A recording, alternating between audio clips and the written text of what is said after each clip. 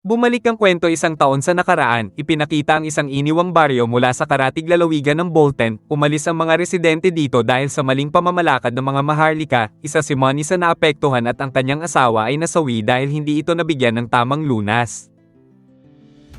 Sa kasalukuyan, natuklasan ni Lord Godwin na mahigit 1,000 residente mula sa baryong ito ang lumikas, inampun sila ng isang lord na nagngangalang Rockford. Ngunit sa ngayon ay hindi na kaya pang tulungan ni Lord Rockford ang mga ito, kaya naman naisip ni Lord Godwin na patirahin ang mga taong ito sa kanilang natitirang lugar, subalit dahil puno ito ng mga halimaw kaya naman naisip ni Lord Godwin na si Takumi lamang ang maaasahan niya dito.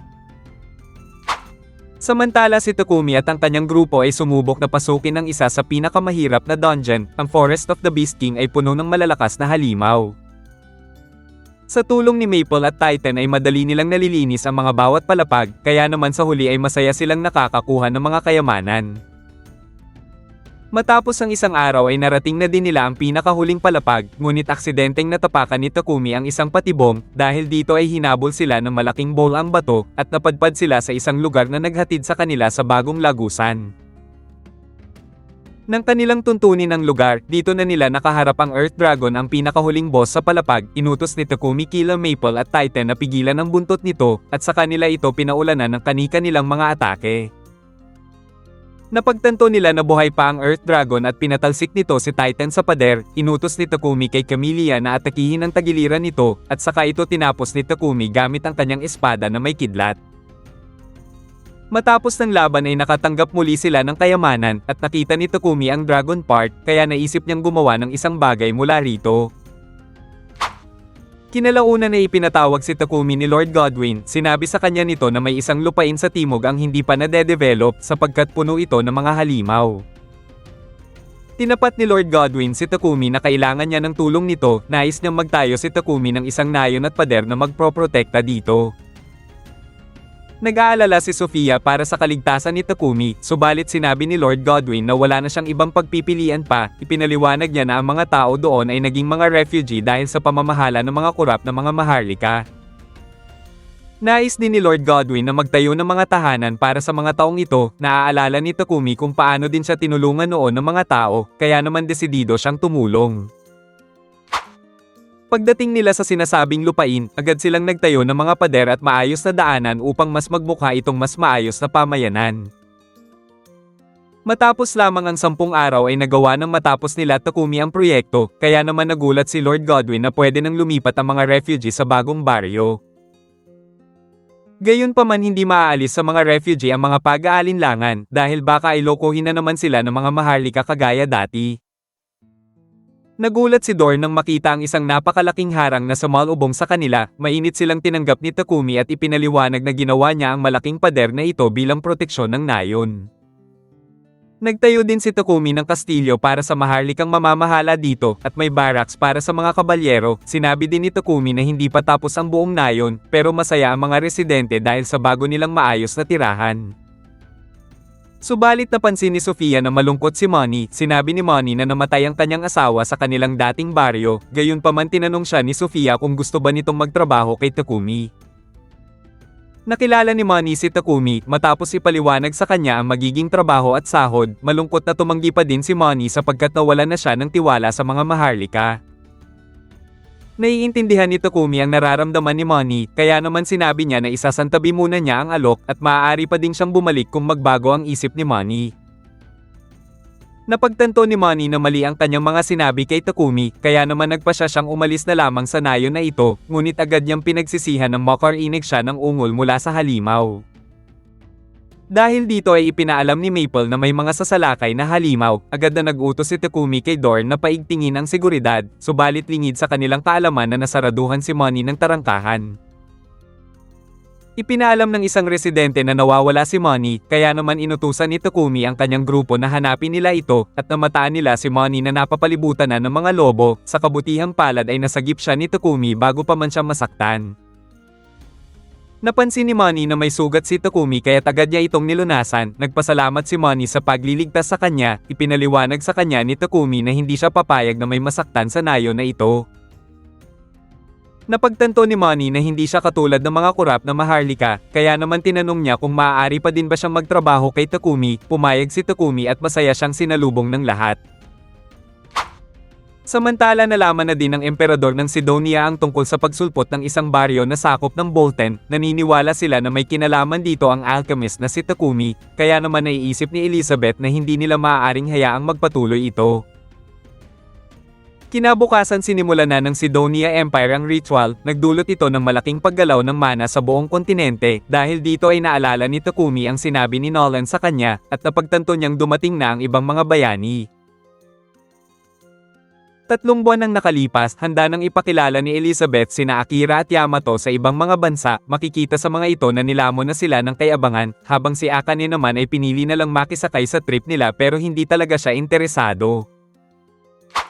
Samantala ang baryong itinatag ni Takumi ay kilala na sa tawag na Wedge Fort. Natutuwa si Takumi dahil ang baryo ay may sarili ng ekonomiya at masaya ang lahat ng residente sa pamumuhay. Samantala napansin nila Takumi na unti-unti nang lumalakas ang mga halimaw na napapadpad sa paligid ng Wedge Fort. Iminungkahi ni Sofia na puksain na nila ang mga ito. Naniniwala siya na ang paglapit sa kanila ng mga halimaw ay may kinalaman sa malakas na bugso ng mana na naramdaman nila 3 buwan na ang nakakalipas. Kinahapunan ay ipinaalam ni Dorn kay Takumi na usap-usapan ngayon sa Bolten ang tungkol sa mga bayani ng Sidonia, kaya naman pareho sila nang naiisip na ang sanhi ng mana disturbance nitong nakaraan ay dahil sa mga bayaning ito. Samantala handa ng lisanin ng mga bayani ang imperyo, ngunit napansin nila Yamato at Akira ang alalay ni Akane. Para sa kanila ay hindi dapat makisakay sa kanilang karawahe ang isang alipin, subalit pinanindigan ni Akane na isama si Lulo dahil may karapatan siya dito. Kinabukasan, sinabi ni Hans kay Takumi na siya ang kukunin ni Ginoong Paipek na mag-escort sa mga bayani papuntang Royal Capital at nagpa siya itong tanggapin ni Takumi.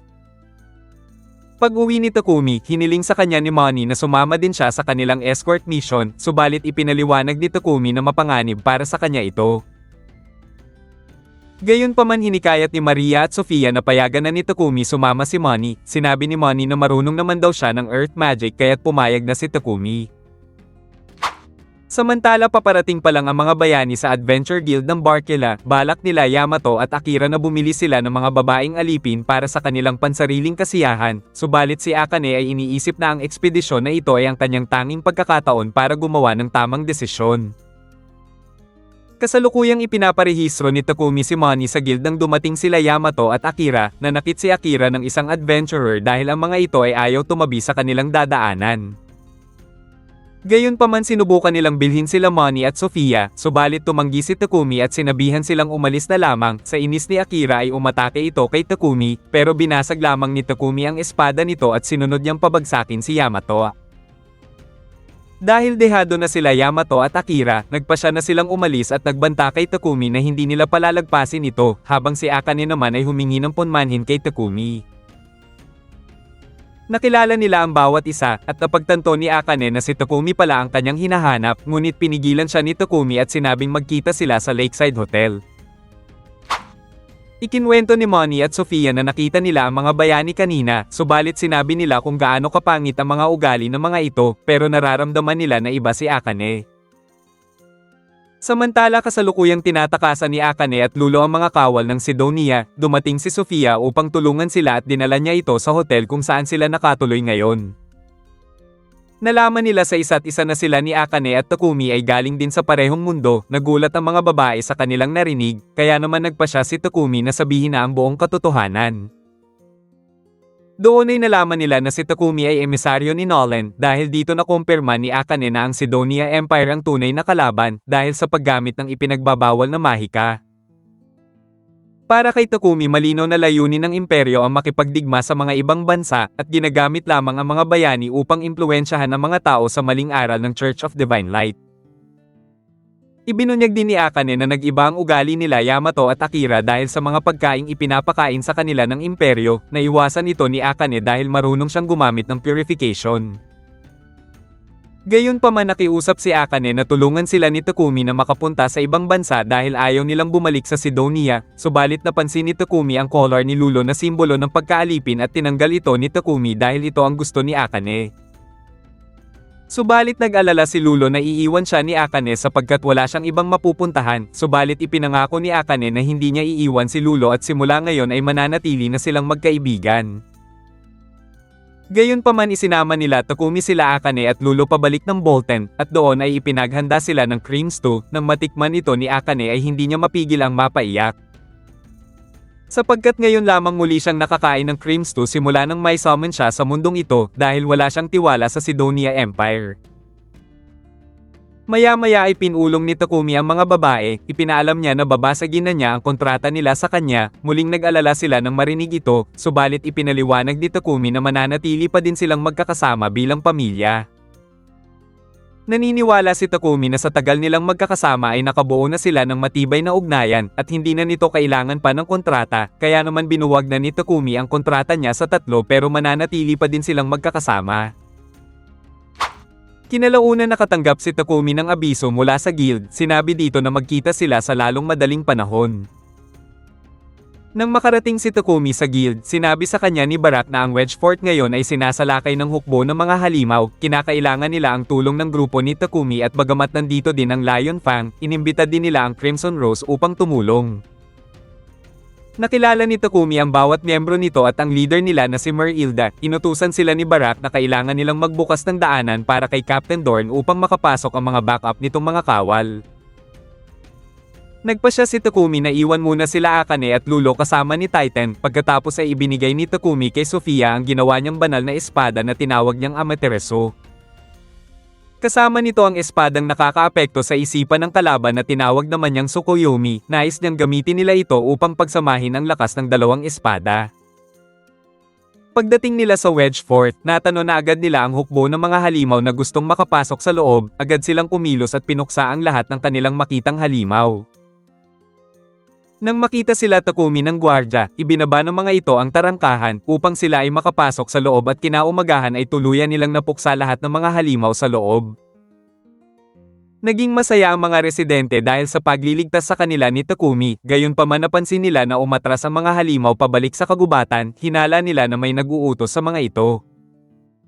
Naisip ni Takumi na posibleng nag-evolve ang mga halimaw dahil sa nangyaring mana disturbance nitong nakaraan, at maaaring may pinuno ang mga halimaw kaya ganito na lamang kaorganisado ang kanilang mga kilos.